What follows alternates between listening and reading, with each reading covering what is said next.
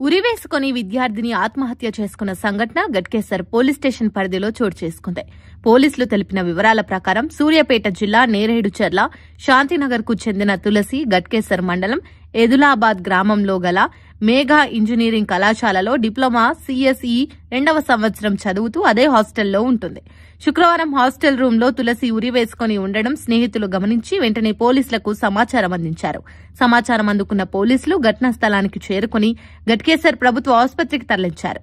ఇక అప్పటికే ఆమె మరణించిందని డాక్టర్లు ధృవీకరించడంతో ఆమె మృతదేహాన్ని మార్చురీకి తరలించారు.